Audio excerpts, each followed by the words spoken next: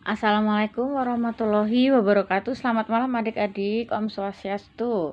Pada malam hari ini kita akan membahas mengenai kerangka dasar penyusunan laporan keuangan ya. Seperti kita ketahui, kerangka dasar penyusunan laporan keuangan ini harus Anda ketahui melalui standar akuntansi keuangan, dan Anda wajib mengetahui penyusunan laporan keuangannya dengan baik. Tujuan laporan keuangan dan ruang lingkup laporan keuangan ini diterapkan dalam perusahaan bisnis seperti perusahaan jasa, dagang, dan industri ya. Adapun tujuan laporan keuangan adalah untuk menjadikan laporan keuangan kepada pihak pimpinan perusahaan dan pihak-pihak yang berkepentingan ya. Jadi di akhir sesi ini saya akan memberikan suatu tugas LEC dan ganda dan soal praktik ya. Dan pada akhirnya saya akan menilai evaluasi Anda ya, sesuai dengan lembar kerja mahasiswa. Lembar kerja mahasiswa wajib dikumpulkan sesuai dengan deadline waktu yang telah ditentukan ya. Dan ketepatan waktu akan saya nilai melalui evaluasi kinerja penugasan dari saya kepada Anda ya.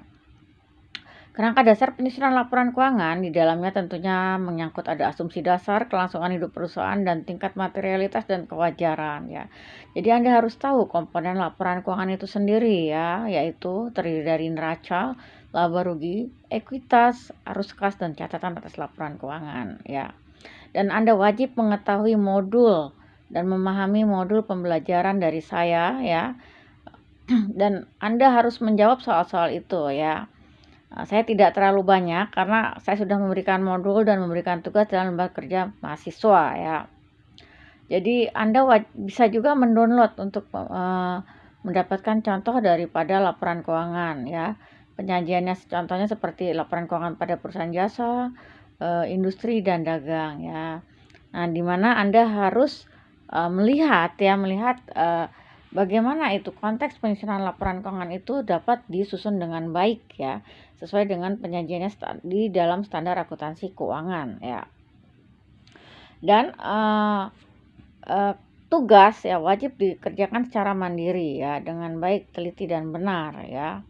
Karena itu merupakan salah satu poin buat Anda untuk mengisi di di UTS dan menjadi bahan penilaian di ujian akhir semester nanti secara gabungan ya. Dan jika ada pertanyaan-pertanyaan atau kesulitan, Anda bisa lontarkan pada WAG atau Zoom meeting di periode berikutnya, sesi berikutnya, atau by email ke saya ya.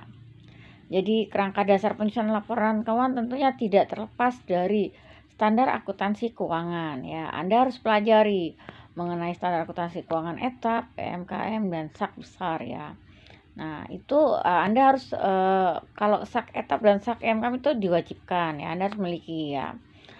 Kalau belum jadi anggota YAI ya Anda harus beli lewat yang jadi anggota ya, jadi lewat saya ya. Jadi nantinya ya Anda harus mengetahui konsep-konsep dasar penyusunan laporan keuangan sesuai standar akuntansi keuangan, begitu ya. Jadi di mana konsep-konsep itu ya tidak terlepas dari tujuan awal ya, konsep dasar, asumsi dasar ya. Jadi Anda harus paham apa itu neraca, laporan laba rugi, laporan perubahan ekuitas, laporan arus kas, dan catatan atas laporan keuangan ya.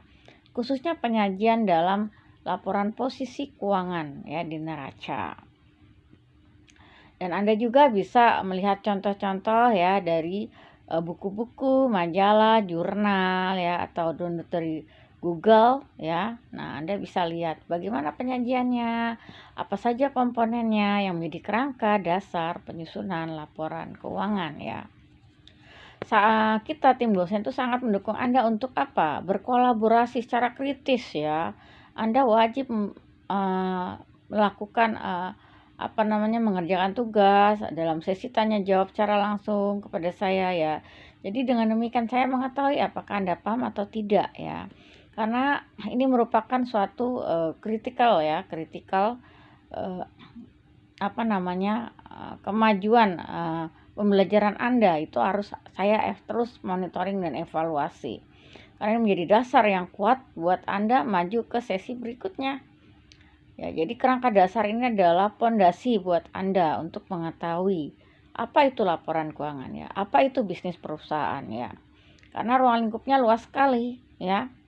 Nah, kalau masih dalam tingkat SAK ETAP dan SAK EMKM itu masih mudah karena itu ruang lingkupnya UMKM. Tetapi kalau sudah masuk ruang lingkup yang besar, itu perusahaan go public, itu Anda harus lebih paham lagi dan lebih jelimet ya. Dan lebih banyak transaksinya tentunya ya.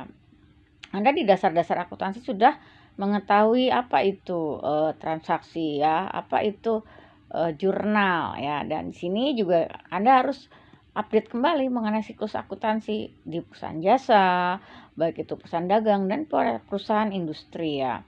Nah, itu pondasi yang paling utama ya, yang paling sakral buat Anda untuk terjun ke lapangan nantinya. Karena dunia akuntansi ini dunia praktik ya, bukan dunia teori. Jadi Anda harus paham betul mengenai transaksi keuangan ya yang terjadi dalam konteks transaksi kejadian sehari-harinya. Ya, pengeluaran uang, seperti itu, adanya transaksi penjualan, transaksi pembelian, lah itu nantinya masuk ke dalam laporan keuangan. Makanya Anda harus paham betul mengenai konteks kerangka dasar penyusunan laporan keuangan ya. Kemudian untuk tugas itu Anda wajib menjelaskan apa itu kerangka dasar ya. Cara menjelaskannya bagaimana Anda bisa lihat di modul yang akan saya berikan ya. Dan modul itu wajib dipelajari ya.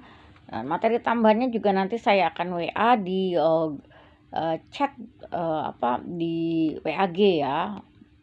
Materi-materi tambahan terkait kerangka dasar penyusunan laporan keuangan.